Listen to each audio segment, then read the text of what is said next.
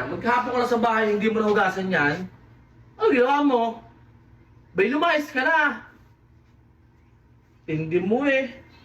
Sinabi niya yon? Oo, Mi. Yun. Grabe naman yun si pare. Ewan ko doon, parang papa nga din minsan noon. Pero kung sa akin mo sinabi yun, ako, Hindi ko magagawa sa'yo. Ang kita eh. nasa mo na. Oo naman.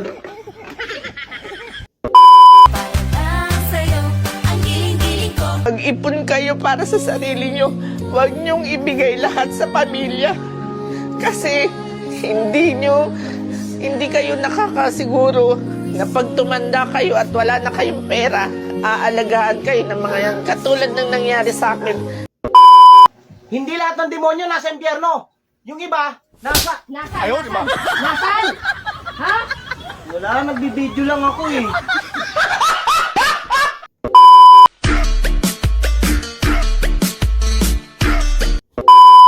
Mabili candy. Ilan? Isa lang? Isa lang. Magkano? Dos. Isa ako may boyfriend ka Ay, na. oo, meron na. Wala naman na tayo eh. Matanda na daw. Ilang taon na ba? Nasa 60 plus na yata. Parang tatay mo na yun ah. Hindi ah. Tatay mo yun.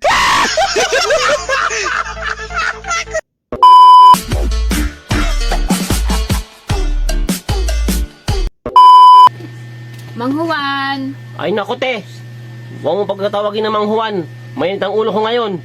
Pinagsasasabi mo kuya, pakailan ko kung mainit ang ulo mo, ibibili lang naman ako ng chichirya mo na Mang Juan. Ah, yun ba? Kala ko kasi tatawag mo akong Mang Juan eh. Ilan ba? Wag na! Mainit na ang ulo ko.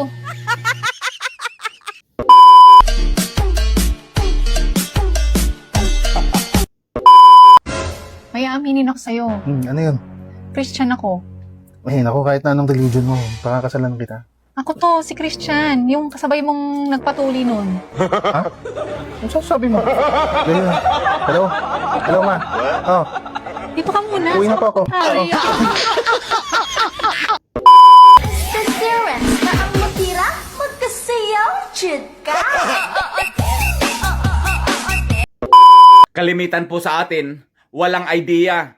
Minsan nakikita po natin doon sa sulok ng ating cellphone, merong green light na nandoon sa dulo. Ano ang ibig sabihin yan? May nagmo-monitor sa'yo, eto yung mga hacker.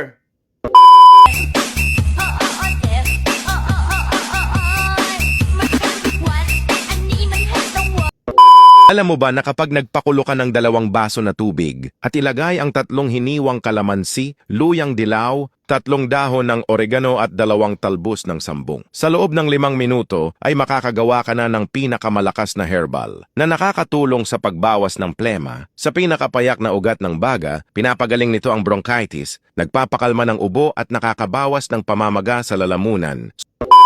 Grabe, ang tagal kong pinaghirapan at hinintay pero sa isang sulyap lang mawawala na ang lahat. Mahirap talaga kapag magtatanim ka sa hindi mo sariling lupa. Nakapanghinayang kasi namumunga na. Bukod doon, meron din akong pera na ginastos. Akala ko ito na yung magsusurvive sa amin habang nagsisimula pa lang kaming magtrabaho. Pero nagkamali pala ako ng akala. Dahil sa isang salita lang na kung pwede ay iligpit ko na daw itong aking taniman dahil magsisimula na ng punlaan ng kamatis. Dahil pagbabahayan daw ng mga insekto, baka ito daw yung isang maging dahilan para magkaroon ng problema ang aming mga punlang kamatis. Wala naman akong magagawa dahil yun yung gusto niya at siya yung amo.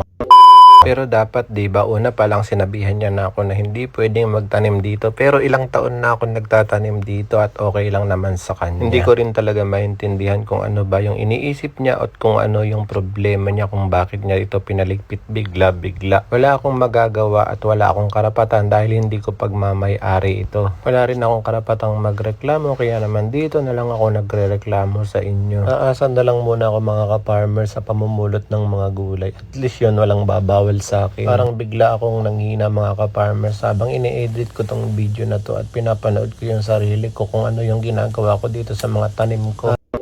Araw-araw ko kasing dinidiligan, dinadamuhan. Minsan nga kinakausap ko pa, sinasabi ko sa kanila na magbunga kayo ng marami para meron akong pang-ulam. Tignan nyo yung kamuting kahoy mga ka-farmers. Halos ilang buwan na lang sana yung hihintayin ko at makakatikim na naman ako ng suman. Wala hanggang dito na lang. Kaya naman ang ginawa ko, niligpit ko na lahat. Wala na akong itinira para wala siyang masabi. Kaya naman sa mga kababayan ko na nanghihingi ng gulay, pasensya na po kayo. Wala na po akong itinira. Bawi na lang tayo kapag umuwi tayo ng Pilipinas. Doon ako magtatanim para kahit manghingi kayo ng manghingi ay okay lang. Talaga naman. Okay mga kaibigan, ma-react lang ako dito, okay? Kasi itong lalaki na ito, abroad dito Ay kaya lang, nagtanim siya sa lupa ng kanyang amo, okay? Ngayon, pinapabunot ng amo. Sakit yan mga kaibigan, okay? Kasi nga, yan ang magiging aliwan mo dyan Yan ang nagiging aliwan ng mga OFW minsan, pag malapat ang lupa ng mga mga amo mo, minsan, pag masipag ka talaga magtanim, naisipan mong tumanim, okay? Kaya lang, pag nagpapaalam ka, papayagan ka, kaya lang, yan na nga, nangyari na nga yan, pinapabunot nung palaki na, okay? Minsan, ang amo, may S di ba? May yung utak pa iba-iba, kaya, payo ko lang sa mga nasa abroad ay talagang kaibiganin nyo ng todo ang amo nyo. Kung balak magtanim, magpaalam kayo ng todo. Okay? Pag pinabunot, ay sumunod na lang. Di ba? Wala namang gagawa kasi nga may sumpong ang amo di ba? Okay, continue lang.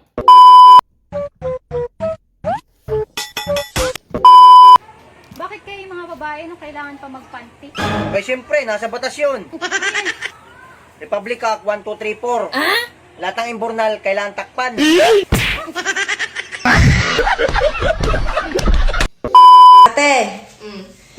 Ate, may pa-challenge ako sa'yo. Ito, itlog. Okay. Diba? Pag nahulaan mo yan, kung ilan yung itlog, pag tama ang sagot mo, akin yung 2,000. Okay. Oh, ilang itlog na sa harapan mo? Sure ka? Apo. Ilan itlog yan? Dalawa. Di ka kasi nakikinig Ha? Ano ang 243 divided by 5? Ate, puro multiplication techniques naman. Division naman. Division techniques. Shortcuts. Sige, try natin. Ito, division siya sa 5. Ay, tuturo ko dito ay yung shortcut. Natutuwa kayo dito kasi mabilis lang to. Ano ang 243 divided by 5? Alam mong hindi siya divisible by 5. Diba? Divisible lang siya by 5 pag 0 or 5 yung huli. So, alam mo na may decimal to. Siyempre, pag ilo-long division mo yan, 48.6 ang sagot. Yan yung long method. Ngayon, ang ituturo ko yung madali lang. Madali lang to. Hindi yun na kailangan gawin yun. Makukuha nyo pa rin yung tamang sagot. Trust me on this one. Applicable to sa mga 5. Number divided by 5. 243 divided by 5. Ang gagawin nyo lang dito, yung 243, ita-times nyo by 2. So, dodoblehan nyo lang lahat yan. 243. So, magiging 6, 8, 4. So, 486. Ano gagawin nyo sa 486? Lalagyan mo nyo lang ng 1 decimal point. Kaya magiging 48.6. Yun na yung sagot. O, nasaan ang tapang mo, ha? Dito ko magpatapang. Dito mo ako awayin. Ano? Ano? Sa baba, hindi ka Ano? sampaling kita. Sige. Ano? Isa, tatansyaan kita dyan. Ano? Tabi! Ano? Yun. Ano? Tabi, ano ko? Report. Wala ka pala O, ano? Malapit na tayo sa finish line. Ano pa? Doon tayo. Pupunta pa tayo doon. Wala, ayoko na. Ano? Hindi pwedeng hindi. Kung nakagat kayo ng aso, wag agad pumasok ng bahay kung hindi nalapatan ng unang lunas. Dahil pag pumasok kayo ng bahay ay akyat sa buong katawan yung rabies. Ang gagawin, kumuha ng halamang damo na ito at dikdikin hanggang lumabas ang katas bago itapal sa sugat. Ang halaman na ito ay tinatawag na hagonoy plant. Share or save mo ito para sa oras na kailangan mo may mabalikan ka. Orasyon para sa mga kagawad. Tugon. Ilista mo kami. Oo, barangay kagawad na tagalista pag may ayuda. Pangalan namin ay ilista mo na. Ayuda ay wag mong suluhin para ibuto ka pa namin at hindi ka karmahin. Tugon.